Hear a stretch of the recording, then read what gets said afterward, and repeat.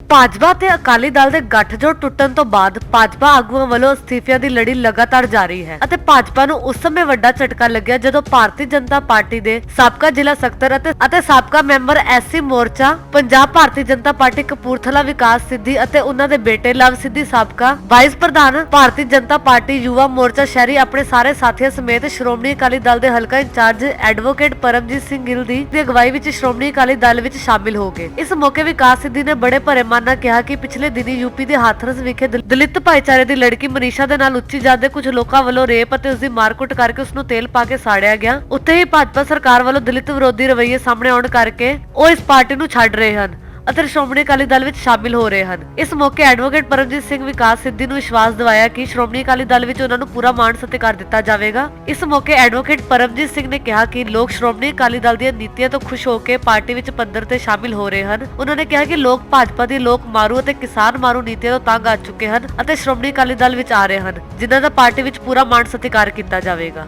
ਅੱਜ ਜਿਹੜਾ ਕਿ ਬੀਜੇਪੀ ਨੂੰ ਛੱਡ ਕੇ ਜਿਹੜਾ ਕਿ ਸਿੱਧੀ ਸਾਹਿਬ ਅਕਾਲੀ ਦਲ 'ਚ ਸ਼ਾਮਲ ਹੋਏ, ਕੀ ਕਹਿਣਾ ਚਾਹੁੰਦੇ ਇਸ ਸੰਬੰਧ ਵਿੱਚ? ਵਾਹਿਗੁਰੂ ਜੀ ਕਾ ਖਾਲਸਾ ਵਾਹਿਗੁਰੂ ਜੀ ਕੀ ਫਤਿਹ। ਸਭ ਤੋਂ ਪਹਿਲਾਂ ਮੈਂ ਬਹੁਤ ਧੰਨਵਾਦੀ ਹਾਂ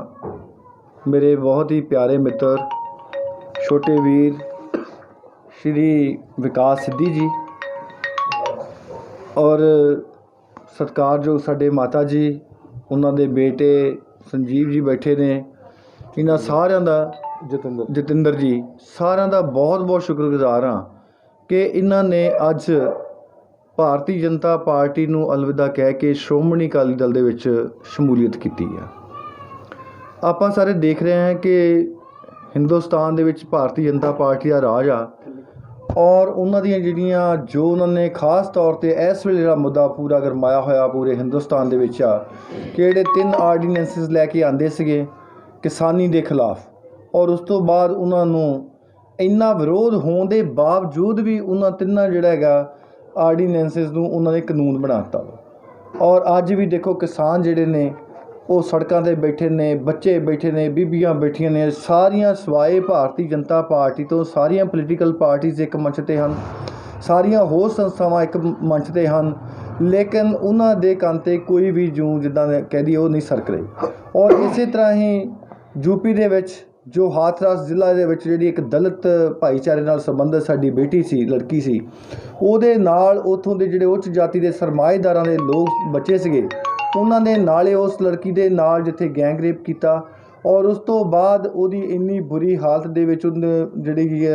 ਹੱਡੀਆਂ ਤੋੜ ਦਿੱਤੀਆਂ ਗਈਆਂ, ਜੀਭ ਕੱਢ ਦਿੱਤੀ ਗਈ ਔਰ ਇੰਨੇ ਵੱਡੇ ਪ੍ਰਦਰਸ਼ਨ ਹੋਏ, ਸਾਰਾ ਕੁਝ ਹੋਇਆ। ਲੇਕਿਨ ਭਾਰਤੀ ਜਨਤਾ ਪਾਰਟੀ ਯੂਪੀ ਦੀ ਸਰਕਾਰ ਆ, ਉਹਨਾਂ ਨੇ ਜੋ ਉਹਨਾਂ ਦਾ ਰੁਖ ਸੀ ਉਹ ਆਪਾਂ ਸਾਰਿਆਂ ਨੇ ਦੇਖਿਆ ਕਿ ਉਹ ਸਰਮਾਏਦਾਰਾਂ ਦੇ ਹੱਕ ਦੇ ਵਿੱਚ ਔਰ ਜਿਹੜਾ ਉਹਨਾਂ ਨੂੰ ਕੋਈ ਸਜ਼ਾ ਨਹੀਂ ਦਿੱਤੇ ਜਾਣਾ। ਔਰ ਜਦੋਂ ਪ੍ਰੈਸ ਨੇ ਸਾਰੀ ਗੱਲ ਚੁੱਕੀ ਆ, ਵੱਖ-ਵੱਖ ਜ਼ਿਲ੍ਹਿਆਂ ਦੇ ਵਿੱਚ ਪੂਰੇ ਹਿੰਦੁਸਤਾਨ ਦੇ ਵਿੱਚ ਇਹ ਮੁੱਦਾ ਗਰਮਾਇਆ ਅਤੇ ਫਿਰ ਕਿਤੇ ਜਾ ਕੇ ਕੋਈ ਥੋੜ੍ਹਾ ਵਾਲਾ ਉਹਨਾਂ ਦਾ ਐਕਸ਼ਨ ਲਿਆ। ਸੋ ਇਸ ਤਰ੍ਹਾਂ ਦੇ ਜਿਹੜੇ ਹਾਲਾਤ ਪੈਦਾ ਹੋ ਗਏ ਨੇ ਹਿੰਦੁਸਤਾਨ ਦੇ ਵਿੱਚ, ਬਹੁਤ ਹੀ ਮਾੜੇ ਹਾਲਾਤ ਪੈਦਾ ਹੋਏ ਨੇ ਔਰ ਉਹਦੇ ਨਾਲ ਜੋ ਹਿੰਦੁਸਤਾਨ ਦੇ ਵਿੱਚ ਭਾਰਤੀ ਜਨਤਾ ਪਾਰਟੀ ਦੇ ਬਾਰੇ ਲੋਕਾਂ ਨੂੰ ਉਮੀਦਾਂ ਸੀ, ਲੇਕਿਨ ਉੱਤੇ ਕਿਤੇ ਵੀ ਉਹ ਖੜੇ ਨਹੀਂ ਉਤਰੇ। ਪੰਜਾਬ ਦੇ ਵਿੱਚ, ਹਿੰਦੁਸਤਾਨ ਦੇ ਵਿੱਚ ਕਿਸਾਨੀ ਦਾ ਕੀ ਹਾਲ ਹੋ ਗਿਆ, ਥਾਂ ਦੇ ਉੱਤੇ ਇਸ ਤਰ੍ਹਾਂ ਦੇ ਕਾਂਡ ਹੋ ਰਹੇ ਨੇ। ਖਾਸ ਤੌਰ 'ਤੇ ਜਿਹੜੀਆਂ ਪਛੜੀਆਂ ਜਾਤੀਆਂ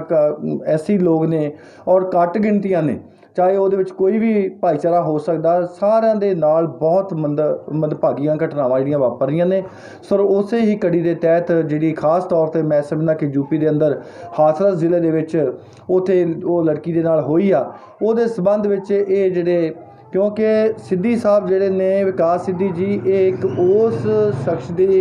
ਜਿਹੜੇ ਔਲਾਦ ਹਨ, ਉਹਨਾਂ ਦੇ ਬੇਟੇ ਹਨ। ਮੇਰੇ ਕਹਿਣ ਤੋਂ ਭਾਵ ਹੈ ਸ਼੍ਰੀ ਓਮ ਪ੍ਰਕਾਸ਼ ਜੀ ਸਿੱਧੀ ਸਾਹਿਬ ਜਿਹੜੇ ਸਵਰਗਵਾਸੀ ਨੇ ਔਰ ਜਿਨ੍ਹਾਂ ਨੇ ਖਾਸ ਤੌਰ 'ਤੇ ਦਲਿਤ ਭਾਈਚਾਰੇ ਦੇ ਲਈ ਬਹੁਤ ਵੱਡਾ ਕੰਮ ਕੀਤਾ, ਬਹੁਤ ਲੋਕਾਂ ਨੂੰ ਜਾਗਰੂਕ ਕੀਤਾ। ਪਿੰਡਾਂ ਵਿੱਚ ਜਾ ਕੇ ਸਾਈਕਲ 'ਤੇ ਜਾ ਕੇ ਉਹਨਾਂ ਨੇ ਹਮੇਸ਼ਾ ਗਰੀਬ ਲੋਕਾਂ ਦੀ ਬਾਂਹ ਫੜੀ, ਬੜੇ ਵੱਡੇ ਕੰਮ ਕਰਾਏ ਔਰ ਉਹਨਾਂ ਦੇ ਬੇਟੇ ਜਿਹੜੇ ਵਿਕਾਸ ਸਿੱਧੀ ਸਾਹਿਬ ਨੇ, ਉਹਨਾਂ ਦੇ ਮਨ ਨੂੰ ਇਹ ਗੱਲ ਨੇ ਠੇਸ ਪਹੁੰਚਾਈ ਆ ਕਿ ਭਾਰਤੀ ਜਨਤਾ ਪਾਰਟੀ ਜਿਹੜੀ ਹੈਗੀ ਆ ਸਿਰਫ ਸਰਮਾਏਦਾਰਾਂ ਦੀ ਪਾਰਟੀ ਹੈਗੀ ਆ, ਉੱਚਿਆਂ ਲੋਕਾਂ ਦੀ ਪਾਰਟੀ ਹੈਗੀ ਆ ਔਰ ਉਹਦੇ ਵਿੱਚ ਖਾਸ ਤੌਰ 'ਤੇ ਜਿਹੜਾ ਦਲਿਤ ਭਾਈਚਾਰਾ ਆ ਉਹਨੂੰ ਬਿਲਕੁਲ ਇਗਨੋਰ ਕੀਤਾ ਗਿਆ ਆ। ਇਹ ਵਿਕਾਸ ਸਿੱਧੀ ਜੀ ਨੇ ਜਿਹੜੇ ਪਹਿਲਾਂ ਭਾਰਤੀ ਜਨਤਾ ਪਾਰਟੀ ਦੇ ਜਿਹੜੇ ਨੇ ਸਾਬਕਾ ਇਹ ਜ਼ਿਲ੍ਹਾ ਦੇ ਪ੍ਰਧਾਨ ਵੀ ਰਹੇ ਨੇ, ਸੈਕਟਰੀ। ਡਿਸਟ੍ਰਿਕਟ ਸੈਕਟਰੀ ਰਹੇ ਨੇ ਹੈਗੇ, ਔਰ ਇਹਨਾਂ ਦੇ ਬੇਟੇ ਜਿਹੜੇ ਲਵ ਜੀ ਉਹ ਵੀ ਸਾਬਕਾ ਜਿਹੜੇ ਆ ਐਸਸੀ ਮੋਰਚੇ ਦੇ ਯੁਵਾ ਮੋਰਚੇ ਦੇ ਪ੍ਰਧਾਨ ਰਹੇ ਆ। ਸੋ ਇਸ ਕਰਕੇ ਅੱਜ ਇਹ ਸਾਰੇ ਆਪਣੇ ਪੂਰੇ ਪਰਿਵਾਰ ਦੇ ਨਾਲ ਇਹ ਅੱਜ ਸ਼ਾਮਲ ਹੋ ਗਏ ਨੇ ਅਕਾਲੀ ਦਲ ਦੇ ਵਿੱਚ। ਮੈਂ ਇਹਨਾਂ ਨੂੰ ਬਹੁਤ ਹਲਕਾ ਕਪੂਰਥਲਾ ਦਾ ਸ਼੍ਰੋਮਣੀ ਅਕਾਲੀ ਦਲ ਦਾ ਸੇਵਾਦਾਰ ਹੋਣ ਦੇ ਨਾਤੇ ਤੇ ਆਪਣੇ ਵੱਲੋਂ ਸਾਡੇ ਪਾਰਟੀ ਦੇ ਪ੍ਰਧਾਨ ਸਾਹਿਬ ਸਰਦਾਰ ਸੁਖਬੀਰ ਸਿੰਘ ਜੀ ਬਾਦਲ ਦੇ ਬਿਹਾਫ ਉੱਤੇ ਇਹਨਾਂ ਸਾਰਿਆਂ ਨੂੰ ਆਪਣੀ ਸ਼੍ਰੋਮਣੀ ਅਕਾਲੀ ਦਲ ਵਿੱਚ ਸ਼ਮੂਲੀਅਤ ਕਰਨ ਤੇ ਦਿਲ ਦੀਆਂ ਗਹਿਰਾਈਆਂ। ਸਿੱਧੂ ਸਾਹਿਬ, ਤੁਸੀਂ ਅੱਜ ਜਿਹੜੇ ਕਿ ਬੀਜੇਪੀ ਨੂੰ ਛੱਡ ਕੇ ਅਕਾਲੀ ਦਲ ਦਾ ਦਾਮਨ ਥੰਮਿਆ ਵਾ, ਤਾਂ ਕੀ ਕਾਰਨ ਸੀ ਕਿ ਕਿਹੜੀ ਗੱਲੋਂ ਤੁਸੀਂ ਜਿਹੜੀ ਪਾਰਟੀ ਛੱਡ ਕੇ ਅਕਾਲੀ ਦਲ 'ਚ ਸ਼ਾਮਲ ਹੋਏ ਹੋ? ਹਾਂਜੀ ਮਹਾਰਾਜ। ਜੈ ਵਾਲਮੀਕੀ, ਹਰ ਹਰ ਵਾਲਮੀਕੀ। ਵਾਹਿਗੁਰੂ ਜੀ ਕਾ ਖਾਲਸਾ, ਵਾਹਿਗੁਰੂ ਜੀ ਕੀ ਫਤਿਹ। ਮੈਂ ਵਿਕਾਸ ਸਿੱਧੀ, ਮੈਂ ਬੜਾ ਸਮਾਂ ਭਾਰਤੀ ਜਨਤਾ ਪਾਰਟੀ ਦਾ ਸੇਵਾਦਾਰ ਰਿਹਾ ਵਾਂ, ਪਰ ਮੈਂ ਅੱਜ ਇਸ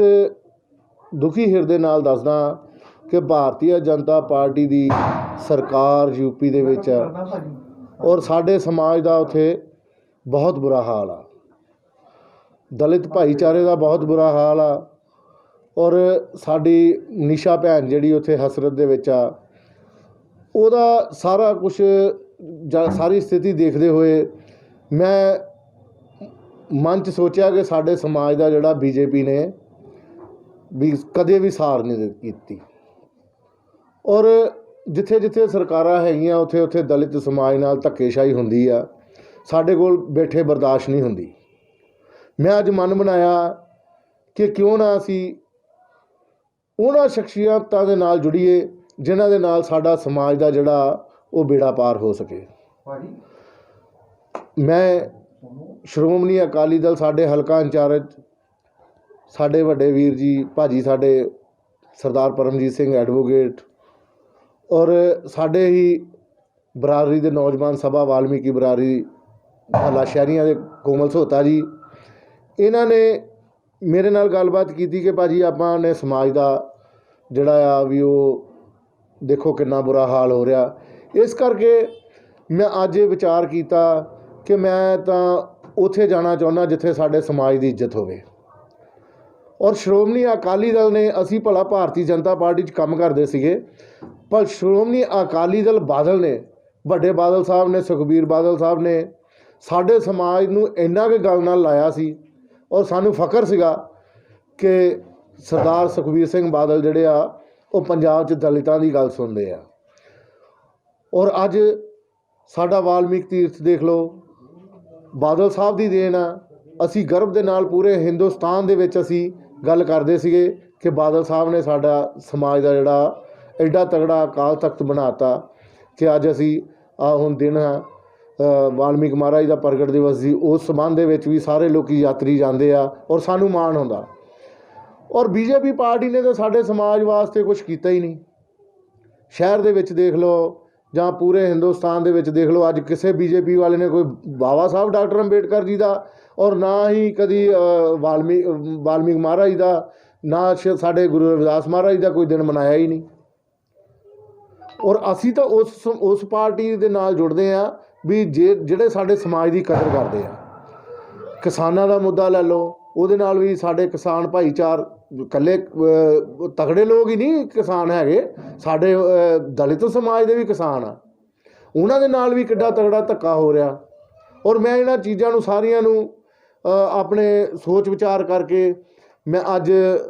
ਭਾਰਤੀ ਜਨਤਾ ਪਾਰਟੀ ਤੋਂ ਛੁਟਕਾਰਾ ਕਰਕੇ ਮੈਂ ਸ਼੍ਰੋਮਣੀ ਅਕਾਲੀ ਦਲ ਦੇ ਵਿੱਚ